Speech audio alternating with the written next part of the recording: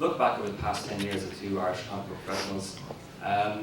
It's 2023, it's great to be here 10 years after Dublin Comic Con's first show, and there's lots of, let's say, enthusiasm for pop culture and comics around the place. You really kind of feel like good vibe for everybody, so it's good to have that appreciation for the comics we all grew up enjoying reading.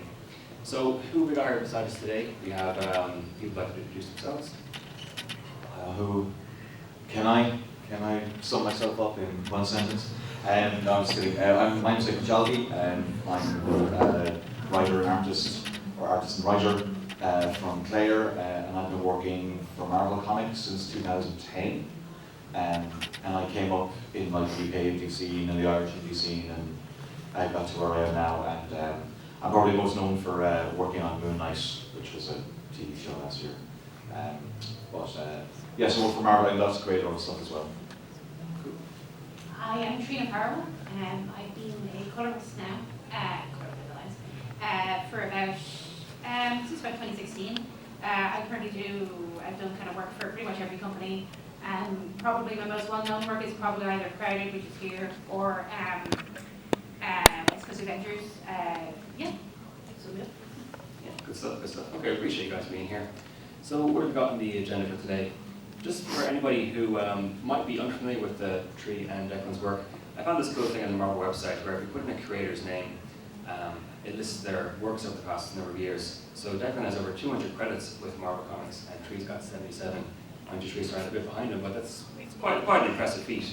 I mean, think about it, we're from like this tiny little country off the coast of Europe, we're barely European, we're just kind of hanging on there. So to see two people born from Ireland who are able to make colossal inroads in a big company like Marvel, I think it's a very inspiring thing to do. So it's great. I mean, there's loads more. I think it was wrote the list when I was like 30 working in professional. Oh yeah, like for such a tiny country, like yeah, we're amazing talent. Bunch of overweight. Yeah, God, yeah. Yeah, it's going to fall apart any day now. I don't know, it's definitely inspiring to see for sure. And that's just Marvel Comics. We've added like Image and DC and IW as well. So it gets far greater. So, in terms of, let's say, doing this retrospective over the past 10 years, I thought it might be fun to kind of set the scene and look at Ireland way back in 2013. So I read some news stories from 2013, and to be honest, they were fairly grim, so I stopped that right away. Ireland 2013 was not a great place. There are three... Dark years. It's black and white. Exactly, yeah. So there's three things you want to learn from 2013. Number one, astronaut Chris Hadfield took a picture of Dublin from the International Space Station and tweeted in Irish. Number two, a shop called Hosier had a hit back home to Mass, and then Dublin Comic Con had its first show at the National Association of Swords all those years ago. That's pretty much as far as I'm going to go and set the scene, Irish-wise. In terms of the comic world, Dan Slott and Superior Spider-Man are doing some great numbers at Marvel. Invincible hit issue 100 at Image, and there's this kind of nifty little comic called Five Close to Fabian Gray at Image as well, which 40 isn't around anymore, but that's kind of what you're looking at all those years ago. So moving on now to Declan and Tree's work, here's our sort of pathway for the next 40 minutes. So a bit of a timeline of some of Declan's kind of key achievements over the past 10 years, and similar for Tree as well. So now maybe talk about some of these comics as we go along. So I suppose to kick off with, we'll go all the way back to 2013, and Declan, I might just start with you. At what stage were you at in 2013? What were you doing comic-wise? 2013, I was actually trying to think back. I finished college in Limerick in 2003, so I would be 10 years, like, trying to make it in comics at the stage, at which stage I did, work through the indie scenes, and then, use some UK stuff, work my way through Boom Studios, and then in 2010 I started working at Marvel, so I was at Marvel 3 years at that stage, still pinching myself, and I think, I was probably working on Deadpool, I think, because 2014 was Moon Knight, and that was, probably the biggest thing, but Deadpool, before that Deadpool was, like crazy popular. Even in comics, it was very popular before it kind of hit, the movie and everything. So I was just working away, being a good boy, hitting my deadlines, and just glad to be getting continuous work for 3 years at that stage. And were you kind of reacting to incoming work, or was there kind of a plan there at that point in time that you looked to maybe move ahead with? What to say about plans, God laughs. I started out on a fill-in gig, and then you don't know what happens after that, and then you get another fill-in gig, and you're like, okay, and then you get another, and then after a year you realise you've been on the same book, so you're kind of fairly secure, but you only get this.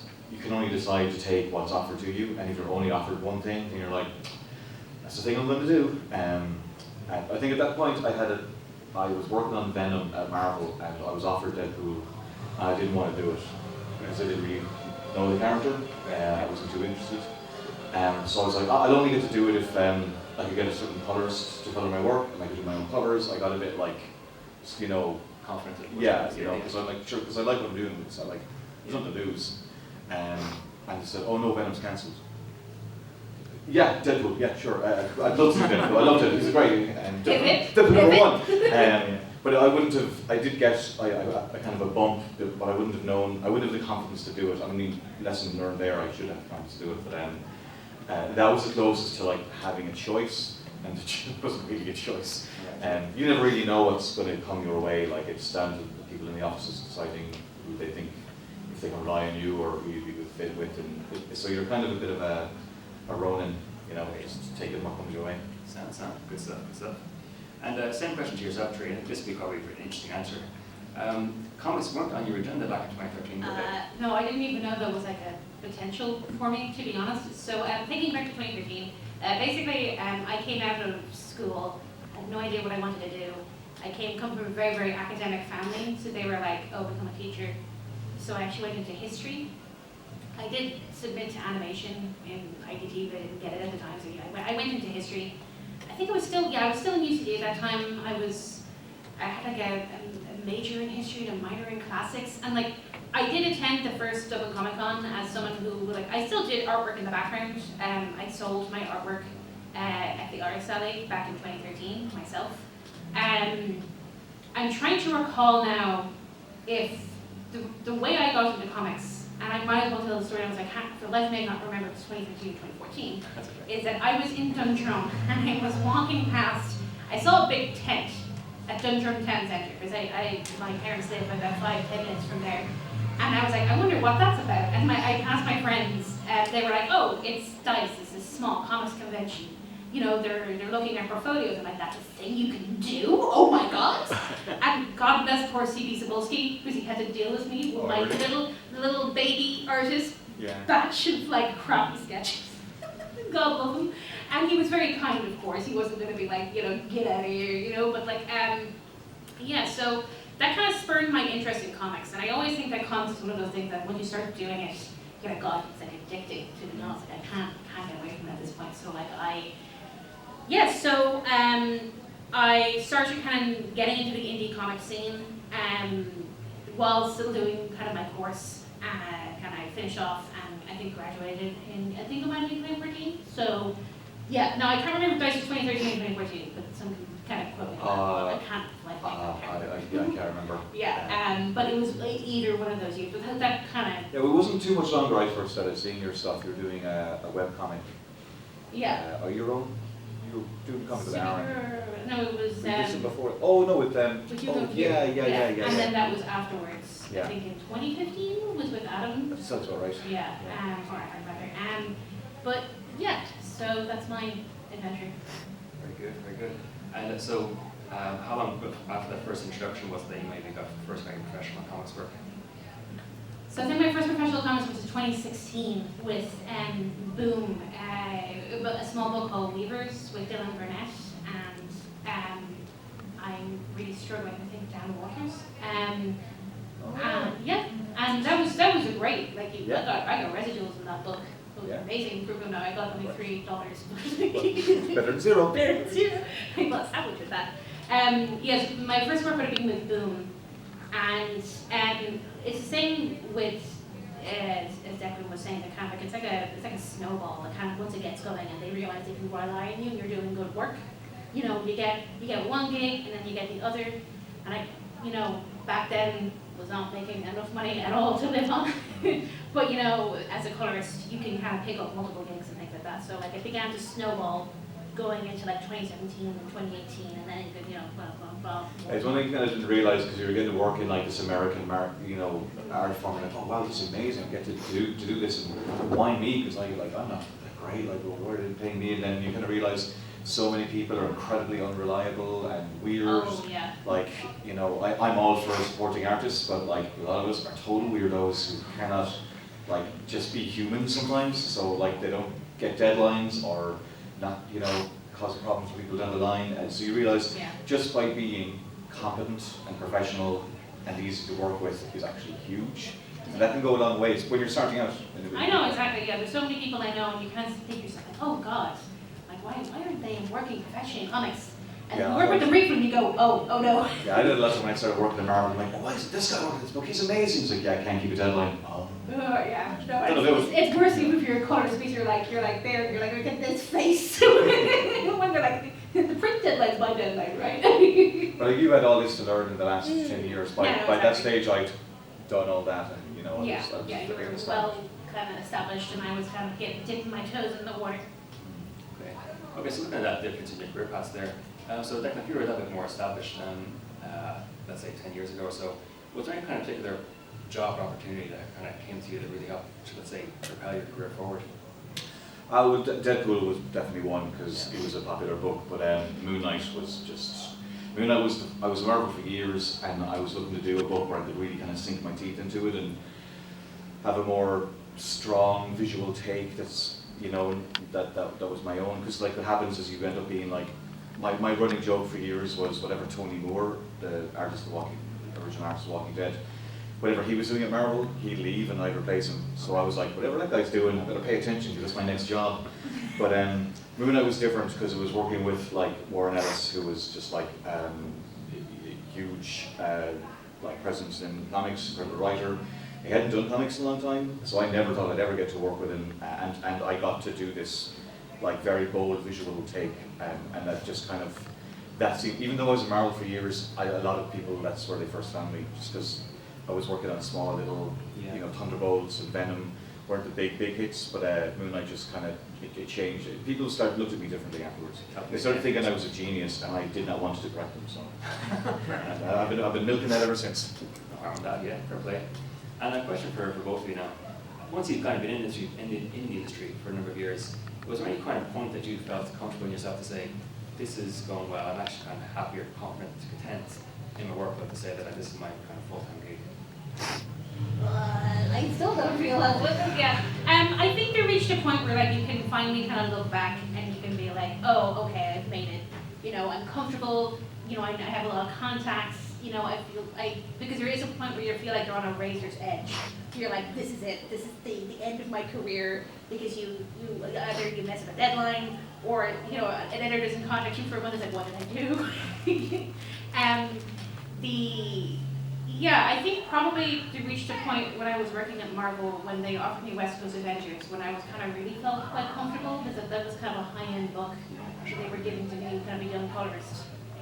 And I kind of felt, oh, okay, you know, I'm established enough for this. It's making money. I'm doing okay, you know. Yeah, I mean, I was probably my first book was Thunderbolts, but like there was a thing in the industry at the time with like double shipping, where they would do more than one issue a month. Yeah. So that meant you could really have one artist on the book. You had to have two. So, you know, I was one of the two on Thunderbolts, but like the other guy was better and more established than me. So I was kind of and the same with Venom as well. There was, you know, it was two guys, so it didn't really feel like my own book. Deadpool, again, I was like the third artist on that. But I think probably was Moon Knight, because it felt like people were seeing me for me rather than just the guy who's drawing whatever issue. Which, yeah, it was taking 4 years to feel like that. But I mean, by then I was making enough money, I could start saving and things like that. So that actually might have been. I think I made enough money to buy my mom a TV. Oh yeah. Like, and I'm like, this is comics. Like, I lived in Dublin 15 years ago, and I was doing 28 Days Later, and I was scraping by, and I'm like, this is grand.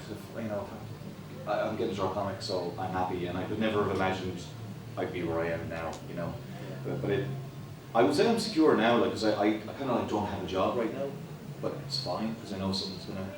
It always happens. A few years ago, it would have been like, oh, it's like 4 months away from your job, and you'd be like, what am I gonna do? What am I gonna do? I need to start like trying to figure it out. Diamond gutter. And I also remember I go to New York Comic Con every year, and I would always be trying to like meet certain writers or editors, and it was a few years ago, I can't remember what year, where I realized I don't need to meet anyone. I can just Yeah. like hang out with my friends and just go to the pub with someone I know. I don't need to worry about like meeting the right person. That's when I kind of realized like, oh, like I'm okay. Like I'm secure enough. You cemented your place in the industry, yeah. Very good, very good. Okay, cool. We might move on to look at some of your milestones over the past couple of years. So here's a kind of brief overview of some of Declan's key achievements, and same for Tree as well. Looking at what's up on screen there, is there any particular piece of work that you guys are really most proud of over the past 10 years? Anything you want to kind of say that was awesome, really kind of shout about that? I mean, I love all my children, but one more than others. No, it's kind of tough because Moon Knight was basically probably the apex of my Marvel career, and then I kind of started to diversify. So I started writing creator-owned stuff, or writing for Marvel, or drawing something. So I kind of splintered my focus. They're all kind of like Savage Town's the first thing I wrote myself. Oh, yeah. You know, set in Ireland. That was really important to me, and a huge milestone for me. But Injection was the book where the first creator-owned book I did as an artist. Yeah. You know, Old Dog is something that the thing I'm doing now, which is like everything, writing, drawing, putting absolutely everything into it. So probably that. I mean, everyone's going to say that though, you know.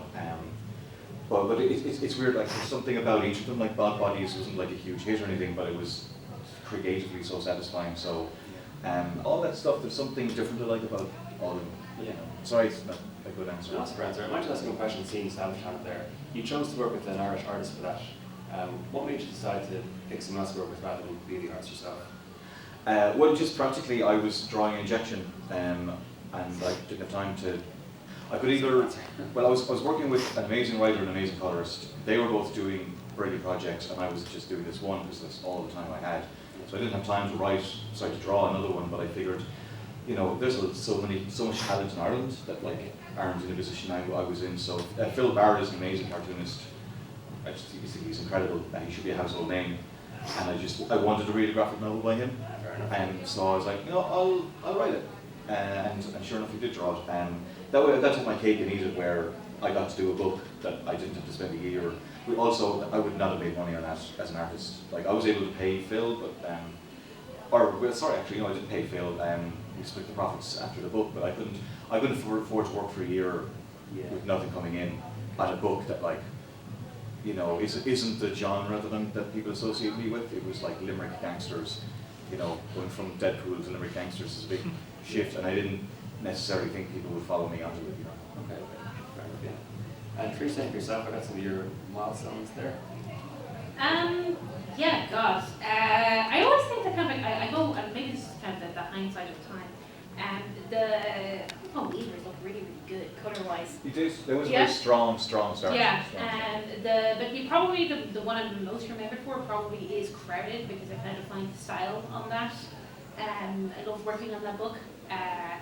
It was crowded in terms of art. It was fantastic to work on though. Yeah, it probably would have been because that's, you know, my favourite kind of out of all of them. I adored working on Half Past Danger. I always love working on Stephen Mooney stuff. Really? Did you really enjoy it? Yeah. I'm kind of on something with them at the moment as well. So I have the luxury now of when you get to the point as a artist, you get to choose your artists basically. Yeah. And then sometimes I'll literally get an artist and they'll be like, hey, can you do this? And I'm like, oh, no. Not to be mean. Well, it's weird when you work with somebody because you're kind of marrying them. Yeah, you know, in a way, You're in a committed relationship, and it sometimes breaks down. But I think at that time you were in such a good spot because like you were getting work for hire stuff that would pay bills better. Yeah. And the creative stuff would not, but you get more artistic freedom. So I think that's what's really good about what you can do as a colorist, more than say like an artist, because you know you're on something much longer.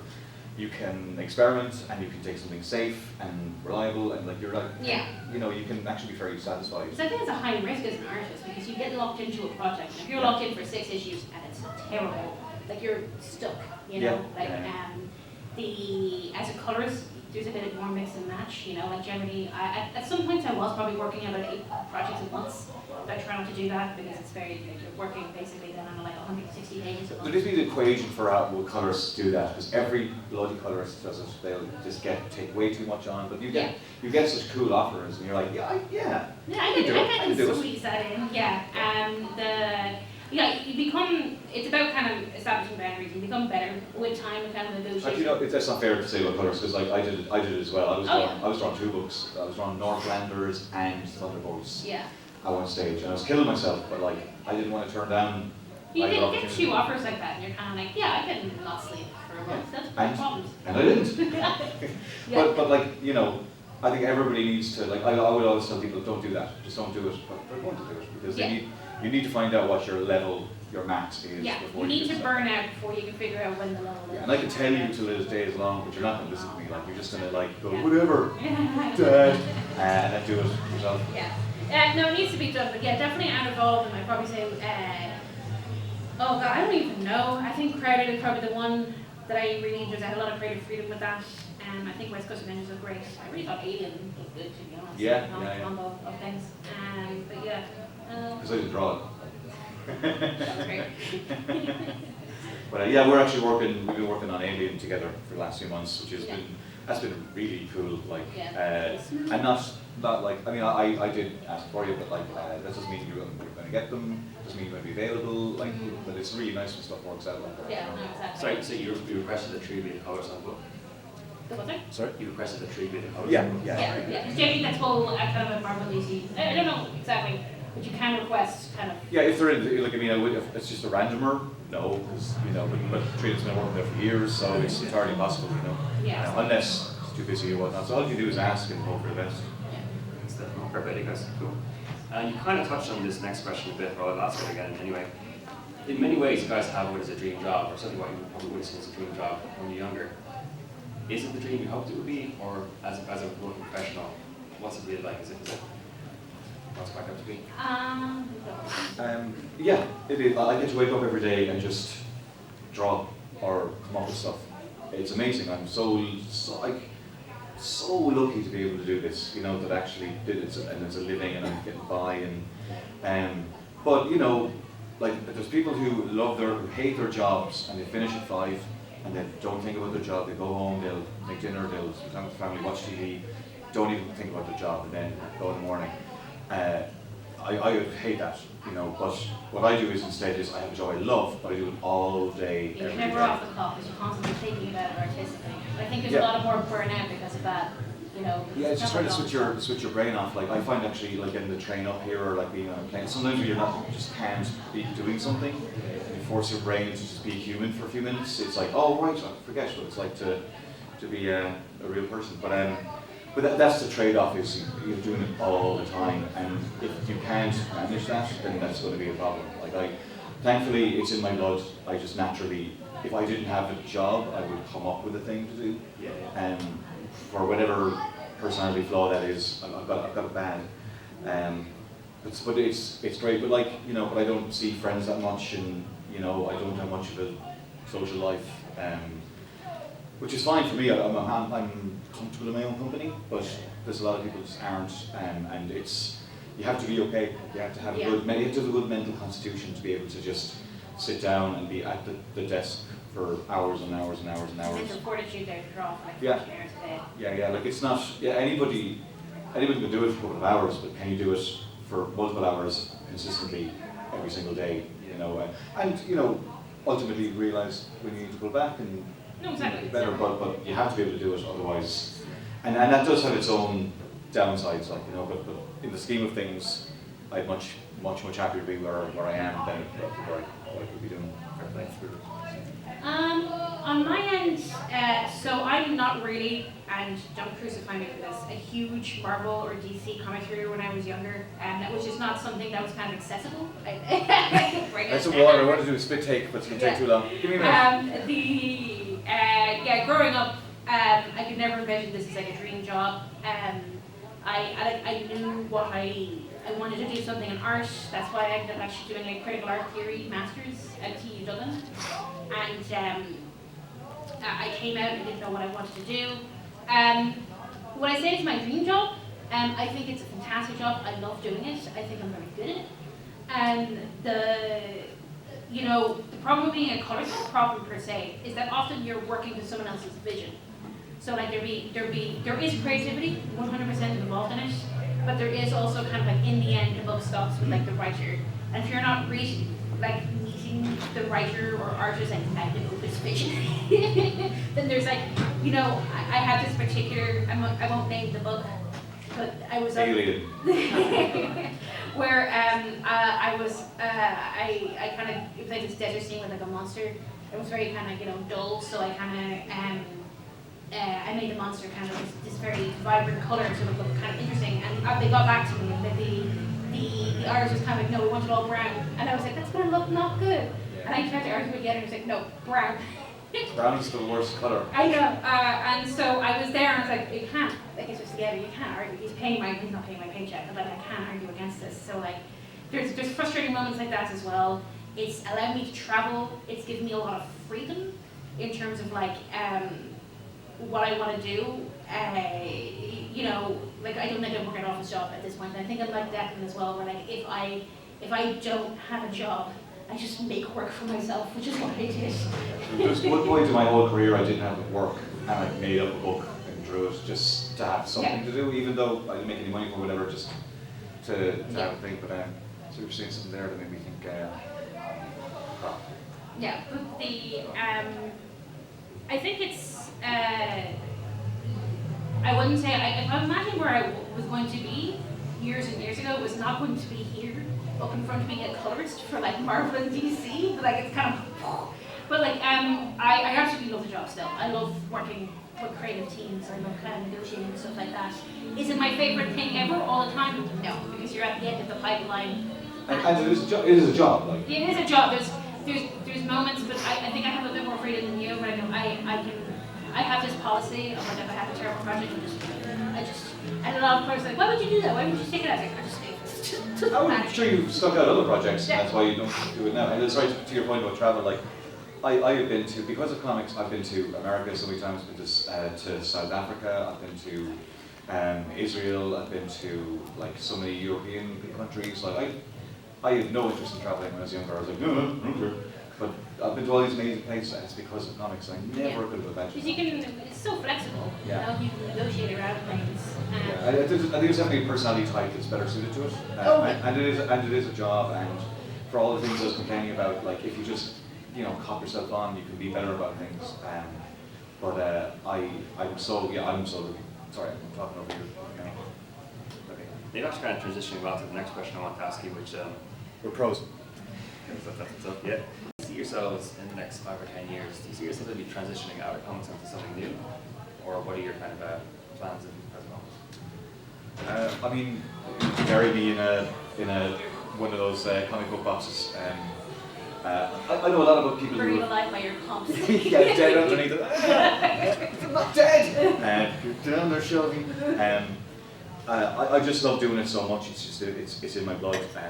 I'd like to die on the drawing board. That's kind of how I feel about it.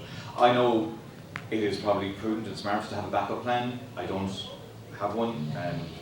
Best case scenario, maybe some TV stuff through a comic I've done. Okay. But like, I transitioned into writing from art, and that's opened other opportunities, which I wouldn't mind. But drawing wise, like I don't really want to draw. I don't want to do storyboards. I just like drawing comics. So I'll stick with it till they kick me out. Yeah. So I'm a great believer in this group having your finger in many pies per se. So like 10 years down the line, I love coloring, and I think I'll probably keep up with it because it's good money, and it's I enjoy kind of having that kind of freedom in the background, and it is also kind of like kind of turn your brain off, to be honest. Yeah, it's kind of nice. It's Well, very relaxing for me. It's one problem I have with when you're drawing, like in some documentaries and debates, and you can kind of fill your brain, but when you're writing, it's just hard you can't focus. do any of that. Like so, there's something very zen about just like drawing. The process, Yeah. But like for me, I am kind of slowly moving towards going back into like drawing, doing my own artwork again, because like like I was saying before, when you're colouring, you're working to someone else's vision. You don't really, sometimes you have a lot of creative freedom, like when I worked with Mark Miller on Hit Girl India, and he was kind of like, he was the best thing ever, because I'd hand up projects to him and he'd be like, yeah, that's fine, looks great, you're the expert. And right, okay, that's what I mean, Mark. Yeah, it's great. And there'd be other projects that kind of like they want to fine tune, like, is anyone going to care about that colour?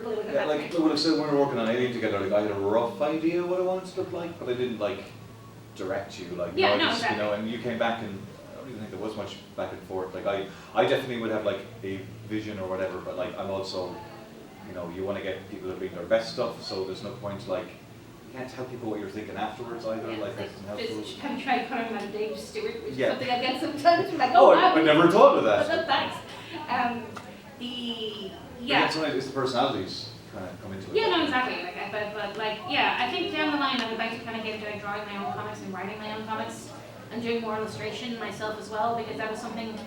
When I was in COVID and I was very much stuck indoors, and I think I didn't see anyone for like 6 months really, apart from my own family. And I got back into it. It was funny. I actually stopped drawing when I had a colouring career, and then I got back into drawing during COVID, and I was like, oh wait, this is actually really fun. Why did I stop doing this? Well, you were making money doing something. So Yeah, no, exactly. Yeah, so you can't. Your attention can still focus. So probably 10 years in the line, I could see myself.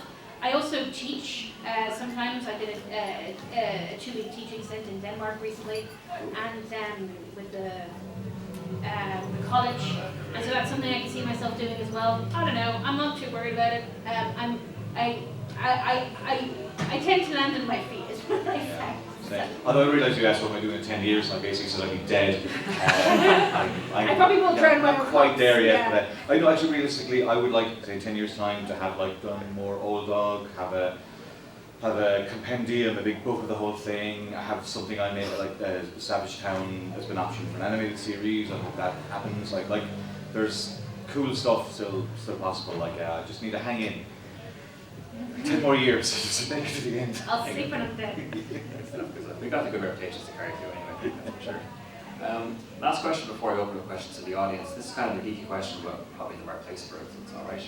Is there any particular, actually, notice now that Tree, you've got work on Spider-Gwen recently, and you both done work on Alien, which are two kind of big, really cool franchises. Are there any kind of characters that you're kind of eager to work for in the future, one that you haven't been able to get your work on yet? You must have done everything by now. I would really love to work on favorably Superman, which is not a Marvel.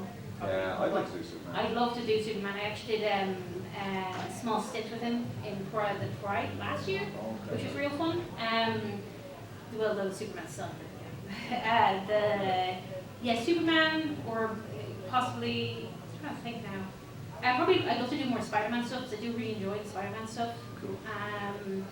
Generally, like I said, I'm not terribly into kind of reading Marvel and DC stuff. What I enjoy colouring is where I get to kind of go outside the lines of experiments. So sometimes you get, when you're, doing kind of Marvel and DC books, you're kind of stuck into doing like a particular style that they want, and you're kind of locked in a little bit. So there's but I probably enjoy doing kind of for me, doing like a mainline Superman book would be great. I'm just basic. I'd love to do Batman. I did a little bit of Batman, but I'd like to do a proper chunk of Batman. I've just got to do Wolverine again. I just want to write and draw stuff.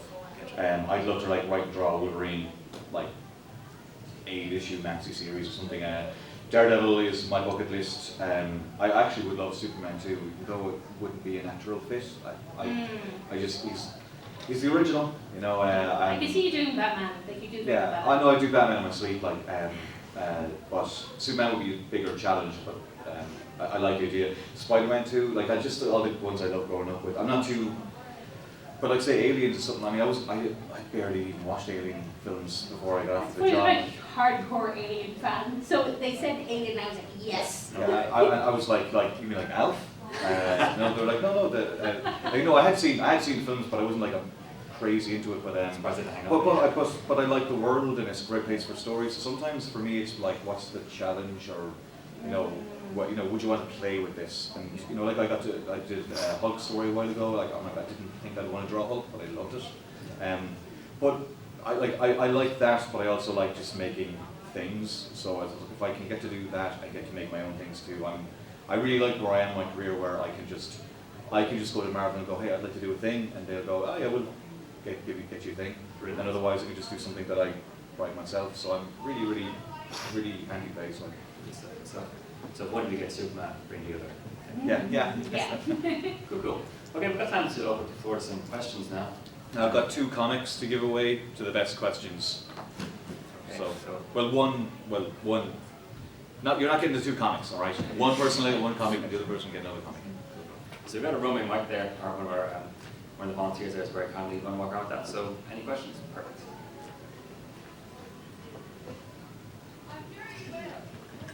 Do you guys have any advice, or was there anything valuable you guys learned during your careers in terms of staying on top of work and just being a good person to work with?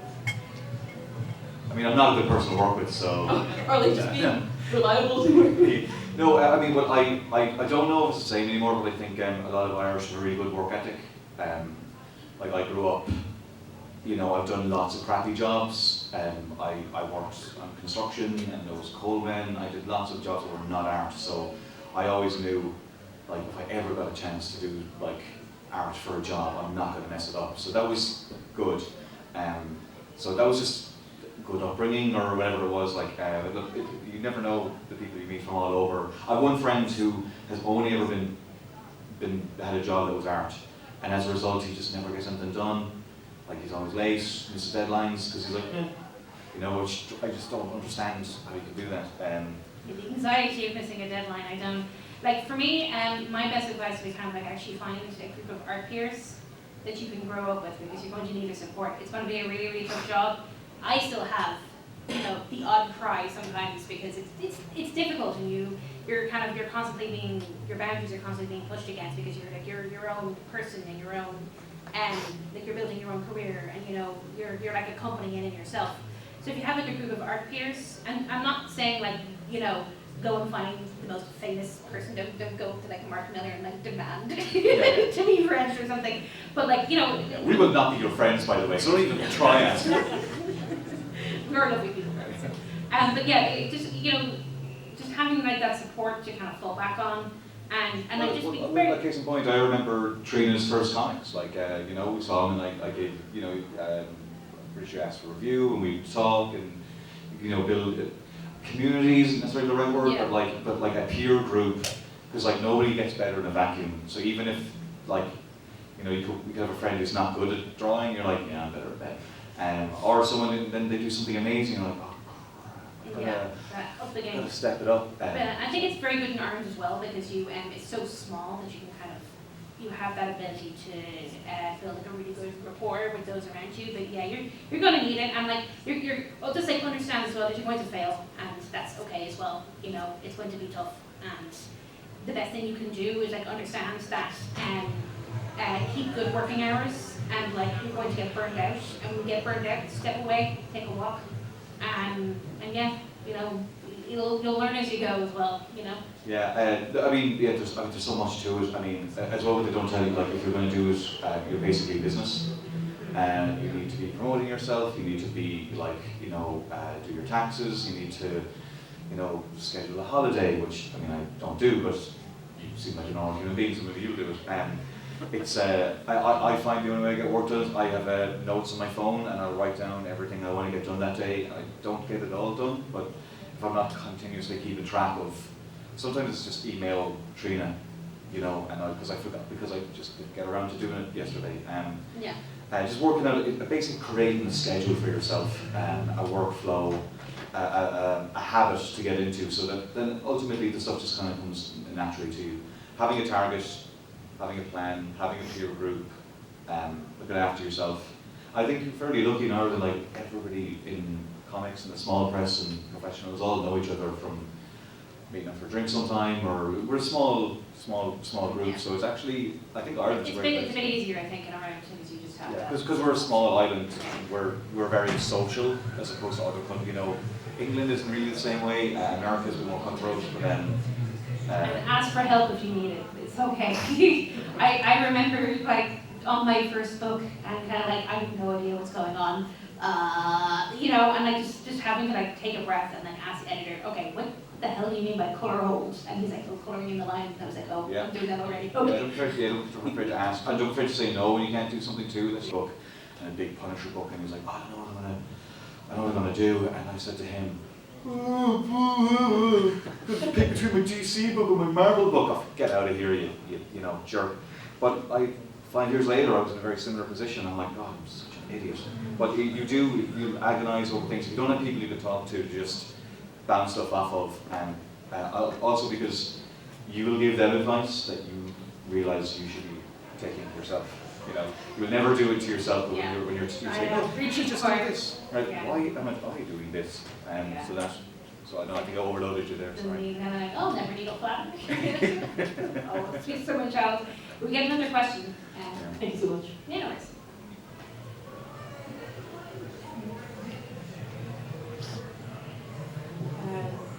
I was just wondering, I imagine a lot of your work at the moment is digitally done.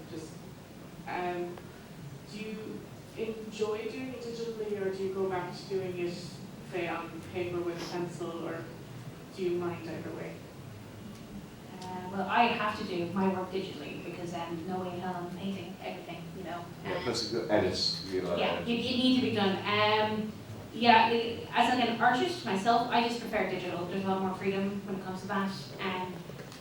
When I was younger, the way I would colour was colouring pencils, Right. which is not a good way to colour comics. No. But yeah, you do everything digitally. Yeah, well, I colour digitally, but I colour myself now. But no, I'm on paper the whole time. I'm pretty adamant that it was the best thing for me. I kind of I'm down on digital art, but like I think it's just my personal opinion that you're better learning on paper and then shifting to digital if that's what you want to do. But Yeah, I agree with that actually. Yeah. There's a certain you can make a lot more mistakes, I think. Well, that's my kind of issue with it is like the most scariest thing is a blank page, and you know when you're about to make a line.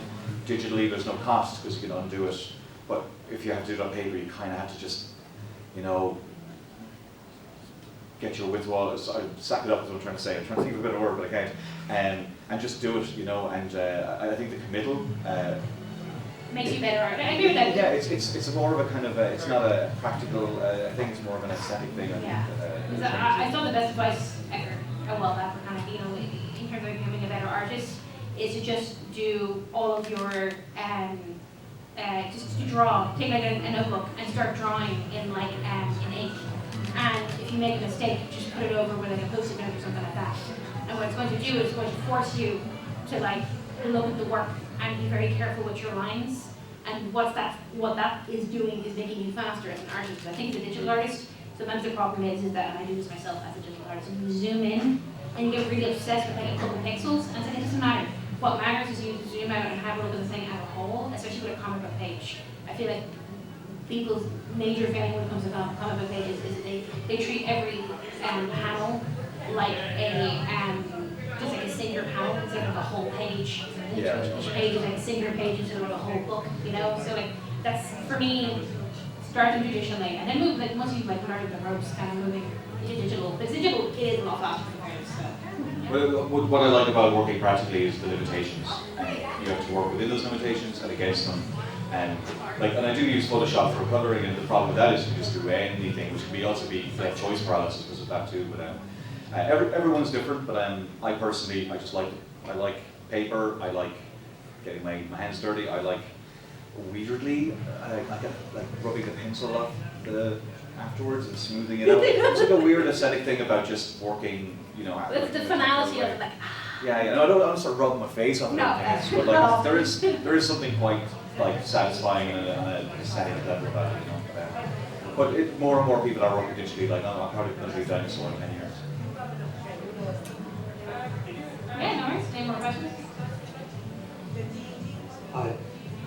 Have you noticed that the current recession has impacted your industry or you as artists? Has it impacted in any way getting work or pressure? What was the first part? The current climate, the recession that we're in, Oh. has that impacted you in your industry? Not really. There was a point during COVID where we would kind of pencils down, and I remember in the space of about half an hour at book, I was on a Stephen King adaptation got cancelled 3 times. That was a roller coaster of emotions. Because it would be like, it's cancelled. Like, no, it's not. It's cancelled. No, it's not. I think there has definitely been, in my opinion, a downturn in not. I still get the same amount of work, but I think it is a little bit harder to kind of, as an artist, to get in. And I think that especially when it comes to editorial, in my opinion, because I work very close to editorial, they're kind of running quite rapid at the moment.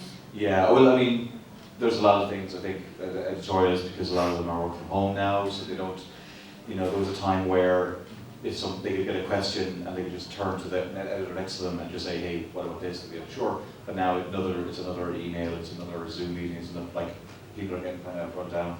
I think there's a downturn. I think sales are down because of cost of living. I think that's definitely a thing. But the only time I really got hit was when COVID shutdown happened. I had a Punisher series. I'd drawn 4 or 5 issues, and it's just in a drawer somewhere now. Like, I don't know if it'll ever come out. That's the most dramatic thing. That's never happened to me before. But to be fair, that was it was a unique situation. In this trying time. Yeah, but like they say comics are recession-proof. I mean, I was probably doing my best during the 2008 recession. I was doing pretty well, I was working my way up. I just started college, so it was not really Well, I did great. But no, I mean, there's always different factors coming in, but nothing that hits particularly hard. Yeah, someone who is just starting that have a different opinion, but yeah. Yeah, I think it's tougher because the margins are slimmer, so editors want to work with known names who they can definitely get sales on, which is harder for people. Like for a lot of editors, it's a big risk when you start a new artist or colorist or whatever, because you don't know, You don't know if they do the job. Exactly. Yeah, is there another question? Or? Yeah. If you could go back 10 years, is there anything you'd do differently? I'd probably be easier on myself. I was so hard on myself when I was younger. I really, I pushed myself way beyond what a normal human being should be doing. I colored an entire book once in a day, 22 pages. I should not do that. I think if I changed anything, I probably would go back and I probably wouldn't do history. Or maybe I would, I don't know. I think it was really good for me to go to college and kind of do the master's degree and things like that. Who knows, I could be in a completely different industry.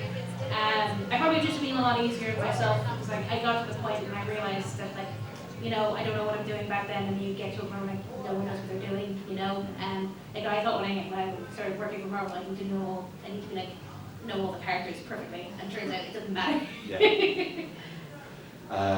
No, I just think I've killed it every year for the last 10 years. No, humble Declan. Yeah. No, I am. It's hard to say. There's sometimes you get offers and you can't do them. You're like, oh man, I wish I could have done that. But now that I think back, I can't really think of anything. I'm like, I really wish I'd done that job. Everything's kind of worked out okay. Yeah, and you get points where kind of you probably were very crappy jobs in your time. Yeah, well, I was trying to think of the context of 10 years. I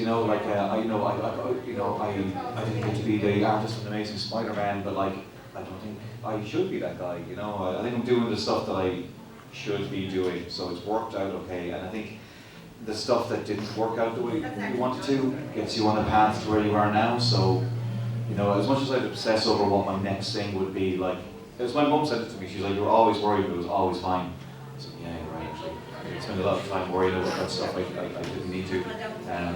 Even college, I thought I'd wasted my time doing fine art because it didn't have any practical help me get into comics. But then, after a few years in comics, all the kind of messing about and experimenting I did in college, drawing-wise, it filtered into my work, which that would not have happened had I not had those years where I was just kind of messing around and not doing perfect work. I think there's an awful lot of pressure on younger artists now to be perfect. You need to be perfect coming out of school, and everything needs to be pristine, and nobody gets good by being perfect all the time. You've got to mess up and make mistakes. So again, even though I thought for a while I wasted my time in college, ultimately it kind of worked out for me. So it's all kind of, I don't think I'd change it. No, I want to change the thing. Maybe push for more money earlier. Yeah, probably That's some lesson. That's you learn that as you go. Well, speaking of being good, we have to be good for our next panel hosted will be coming in shortly. Did you one more question down there? Yeah, we're more here. What advice would you give to a 9-year-old who loves art? Sorry, what was that? What advice would you give to a 9-year-old that loves art? Just keep doing it. Do Keep it every. drawing. Like the way that I got good at art is you keep drawing. I remember being 9 and loving to draw all the time. I was like the artist in my class and I loved it. And then I came back to it a couple of years ago and I was like, oh my God, I felt like a 9-year-old again. I loved it as well. Like the way you get good at art and the way you build an art career is you keep drawing and it's a lifelong thing. So you're doing what you're doing, Yeah, right. keep doing it every day. Okay, look, we're going to wrap it up now, so thanks.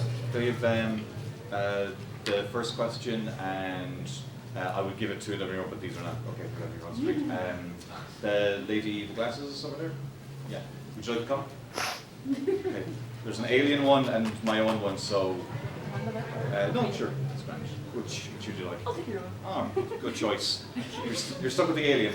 Okay, well, thanks so much. Thanks so much, guys. Taking time out of your day. Thanks so much, guys. Thanks. You've been very kind.